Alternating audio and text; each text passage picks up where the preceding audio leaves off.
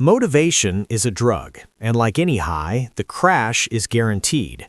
You've been told that to change your life, you need to find your spark. But that spark is a biological lie. It's a chemical fluctuation, not a strategy. If you rely on feeling like doing the work, you've already lost to the version of yourself that doesn't need to feel anything at all. By the end of this, you're going to see the data from a 7-day discipline experiment that proves why your brain is actively sabotaging your goals. More importantly, I'm going to show you the governor mechanism, the psychological handbrake that keeps you mediocre, and exactly how to override it. Think back to last Sunday night. You were fired up. You watched the videos, bought the gym membership, and planned the 6 a.m. wake-up call. You felt unstoppable. But when Tuesday morning hit, cold, dark, and quiet, that feeling was gone. You didn't lose your motivation. Your brain simply performed a cost-benefit analysis and decided that comfort was a better ROI than growth. You're waiting for a feeling that isn't coming, while the clock is ticking on the person you're supposed to become. The core problem is how we view the relationship between emotion and action. Most people follow the emotion-action loop. They wait for a positive emotion, motivation, to trigger an action, which then leads to a result. But emotions are governed by the limbic system, the primal impulsive part of your brain. It cares about survival and dopamine, not your 5-year career plan. To break out, you have to flip the script. High performers use the action-emotion loop. They lead with the physical movement. The discipline is not about doing it when you're tired. It's about removing the choice to be tired from the equation entirely.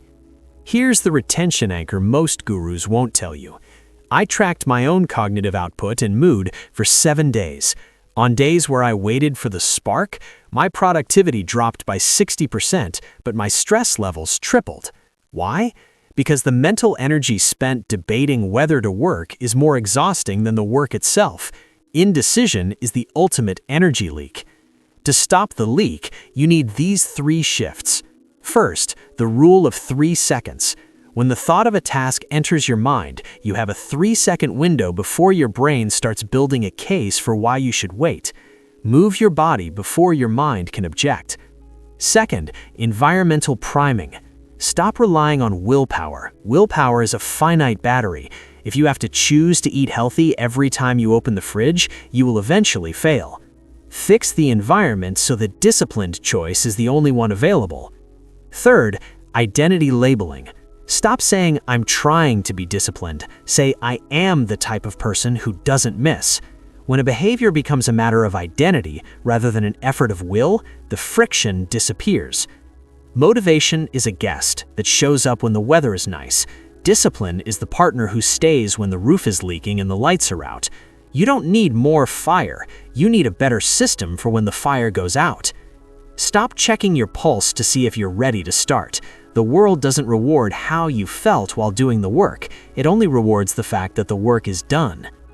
The most dangerous lie you can tell yourself is that you'll feel like doing it tomorrow.